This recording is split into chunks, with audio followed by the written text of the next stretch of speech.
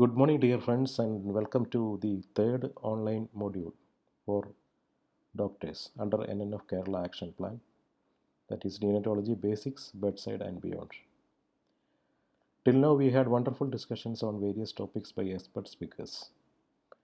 From today, for the next 3 days, we will be discussing on the growth of the newborn, especially preterm babies, how to monitor their growth, the use of various growth charts, which chart to use and when, for which babies, and the nutrition of the newborn.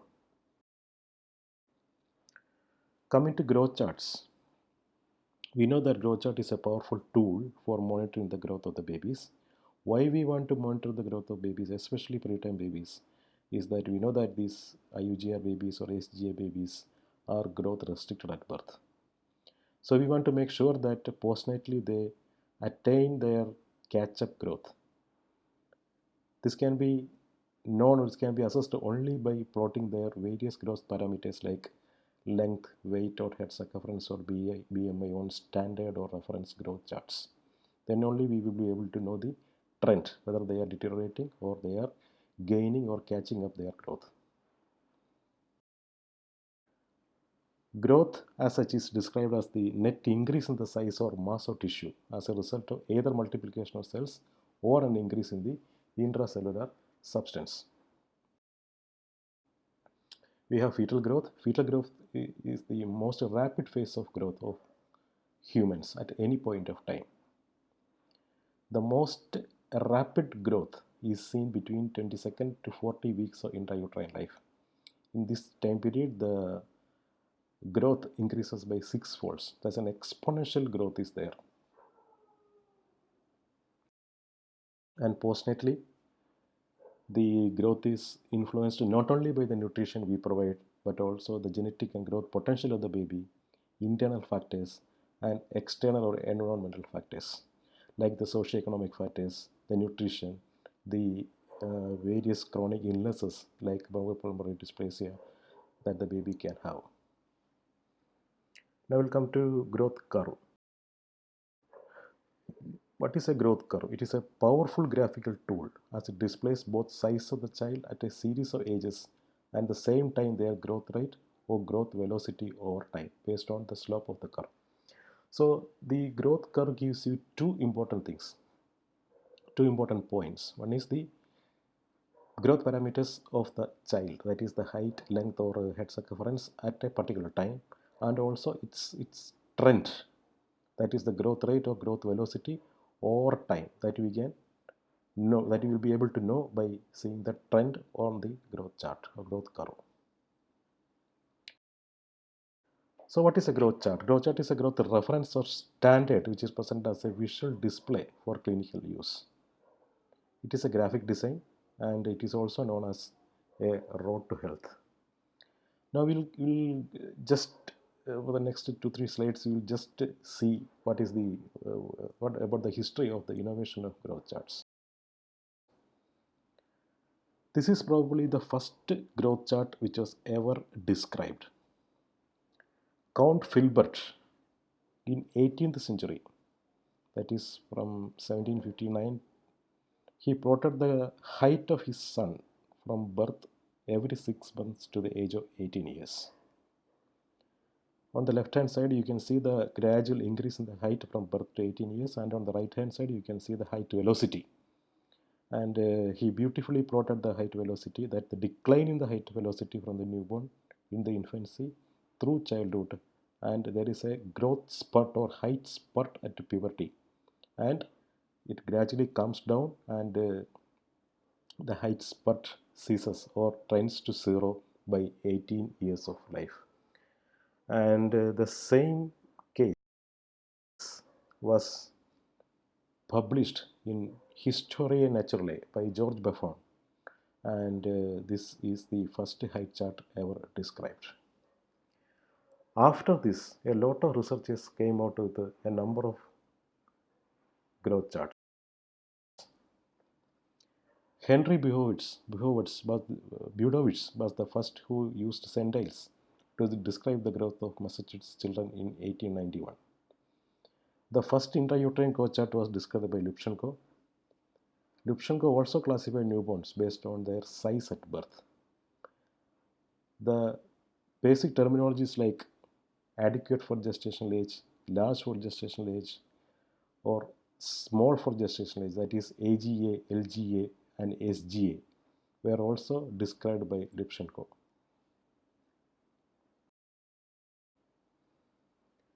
Now we come to two different types of growth charts. Growth charts are mainly classified into a reference growth chart and a standard growth chart. There are certain differences between reference growth chart and standard growth chart. What is a reference growth chart? In which we take the sample from a population without monitoring their health statistics. That is, the health status of the reference group is not taken into consideration.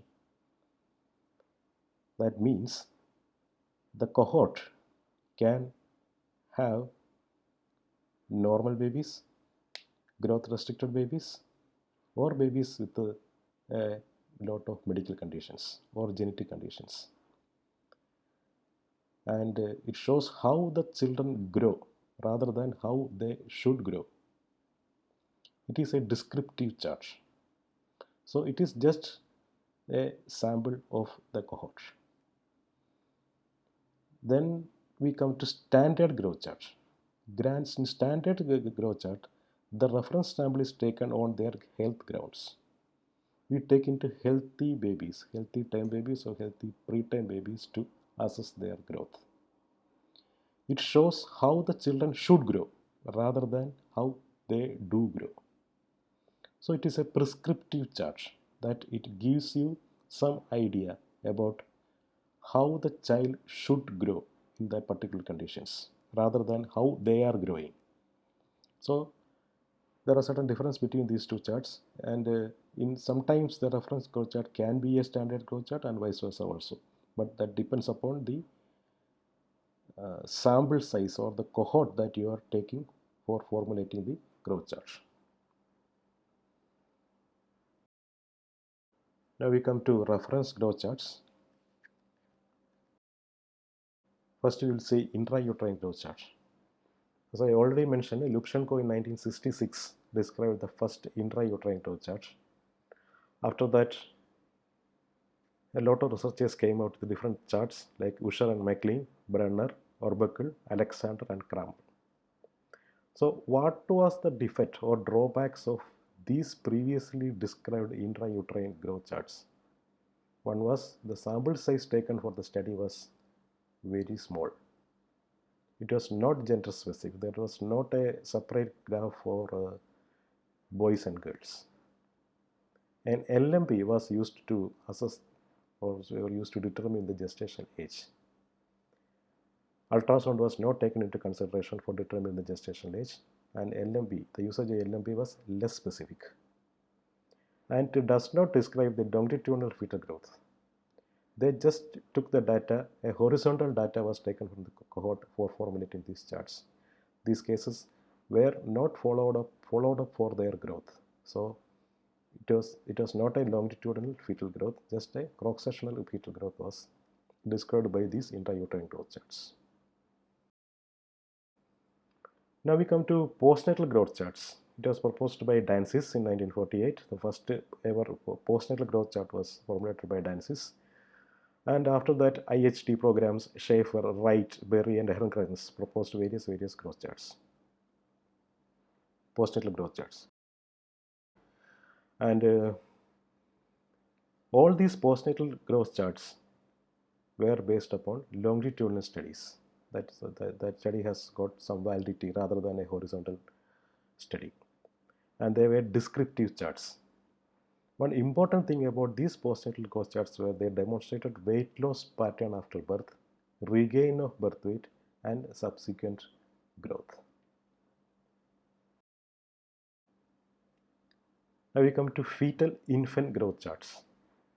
In 1967, Babson and Benda charts were introduced. Fenton chart was introduced in 2003, which was a modification of Babson and Benda charts. And Fenton itself modified his birth chart, this growth charts in 2013.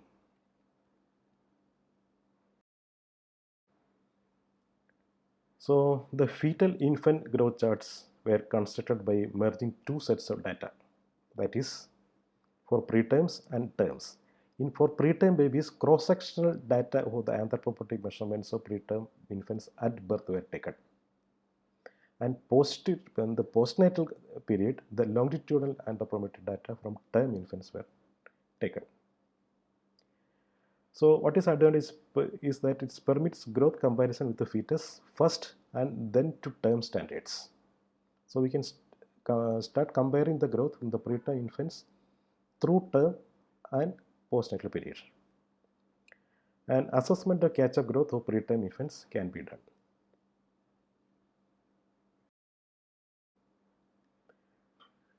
Fenton chart. It is the chart which is most commonly used for the assessment of preterm growth in various NICUs all over the world. As I already told, it is updated from Babson and Benda charts. Data is available from 22 weeks of gestation up to 50 weeks. It compares the growth of preterm babies to that of fetus from 22 to 36 weeks, and after 36 weeks, the growth is compared to that of term babies. And initial Fenton charts were not sex specific. For boys and girls, the same chart was used. But in 2013, Fenton chart were revised, and it was based on very large sample size. That is almost 4 million babies were studied. And it is a descriptive in nature. And data was collected from developed countries only, like Germany, Italy, Australia, US, Scotland, and Canada. All recent population-based surveys were included in formulating the Fenton chart, but it is a descriptive chart, not a prescriptive one. And sex-specific and separate charts exist for boys and girls. An important thing is about Fenton chart. The modified Fenton chart is that curves are equivalent to WHO curves at 50 weeks of postmenstrual age. So the data, the preterm data and the preterm data Fenton chart merges well with the term data of WHO curve. So you can use Fenton chart for assessing the growth of preterm babies, and as they grow and they cross their term postmenstrual age, you can use WHO chart. So these two charts can be used continuously. So WHO curves can be used after 50 weeks following Fenton chart. A lot of online tools like petty tools are available. You need not carry the printout of this Fenton chart or WHO chart. The petty tools give you the ready online tool for calculating the growth of the preterm babies. Then it gives you the percentiles and z-scores if you enter certain data into this application. Now we go to standard growth charts. What is important of standard growth chart is that it allows the early diagnosis of overweight and obesity and avoid overdiagnosis of undernutrition. This is the main problem with using these descriptive charts like Fenton chart, because the population under study was from developed countries. So applying the same chart to developing countries like India, you will be diagnosing undernutrition more frequently.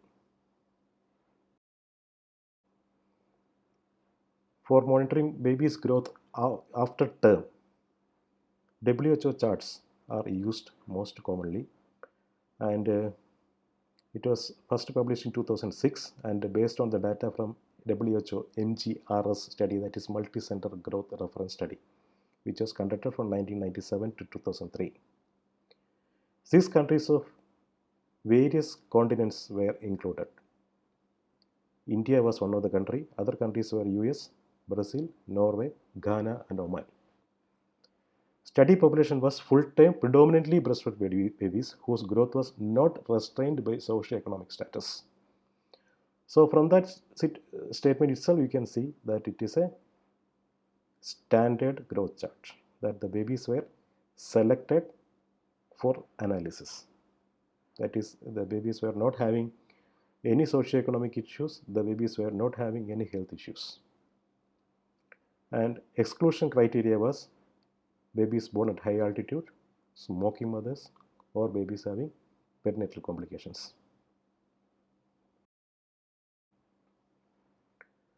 The merits and demerits of WHO chart. As we have already told, it is a standard chart. It is prescriptive in nature and delineates children with obesity. One of the major drawbacks of WHO chart is that it does not address the babies with the preterm gestation. We can use only from term babies. And it can be used in preterms only when they cross 40 weeks of postmenstrual age.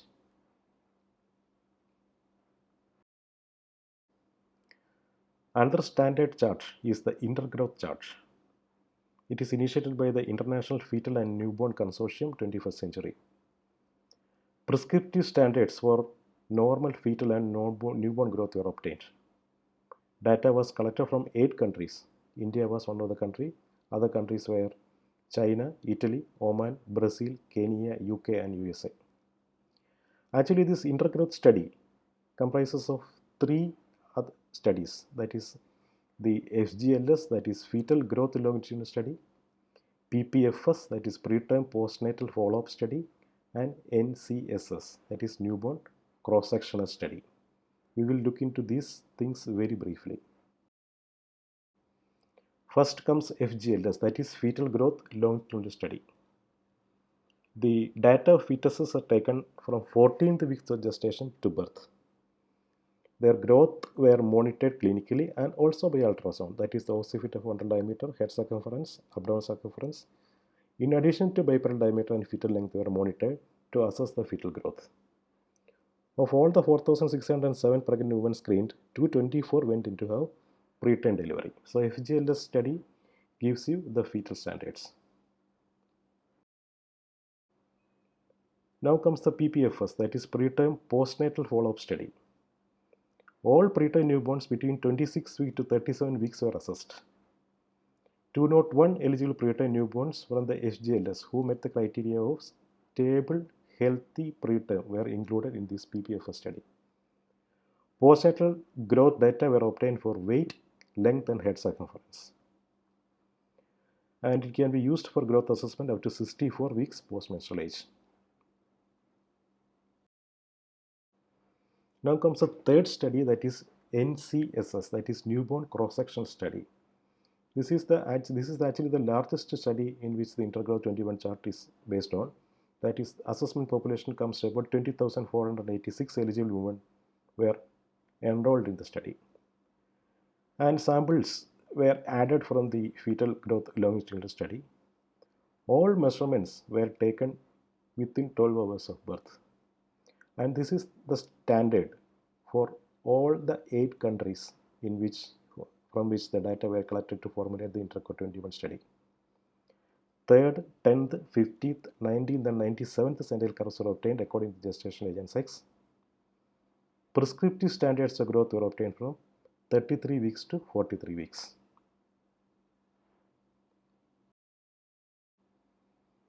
So what are the merits and demerits of this Intergrowth 21 charts? Merits are it is a population-based, multi-ethnic, multi-centric, multi-country, sex-specific, prospective, and prescriptive charts. But it has got a limitation, that it is limitation to use of this Intergrowth 21 chart on preterm babies less than 33 because the sample size was very less. There's limited number of babies in less than 33 weeks. Only 28 babies were there in the study. And there are limitations of using this chart in Indian population for preterm babies. Out of the 28 babies, we don't know how many babies were from India. The charts are available in the internet for free download. You can go to this website and different charts are available, and centile charts are available, and also C-score charts are available, and also that specific growth value charts are also available. So we discussed about these charts, Fenton charts, Intergrowth 21 charts, and WHO charts. Other two types of charts also exist, like IAP charts and CDC charts. That these charts are generally used in babies more than 5 years of age. So which chart to use for which babies? It is better to use Fenton chart or Intrauterine 21 chart for preterm babies up to term. As we know, world over, Fenton chart is used for assessment of the growth of preterm babies. But the main problem with the Fenton chart, it is a descriptive chart. It is not a prescriptive chart, and data was obtained from all developed countries. India was not a part of study for formulating Fenton charts, but still we can use Fenton chart for the assessment of growth of our preterm babies. The problem with using Intrauterine 21 chart is that the data of the premature babies less than 33 weeks is limited for Intrauterine 21 chart. Term babies, there is no doubt you can use WHO growth chart. And after 5 years, IAP chart for Indian population we can use. And also the US government recommends CDC charts for the growth assessment after 5 years. Thank you.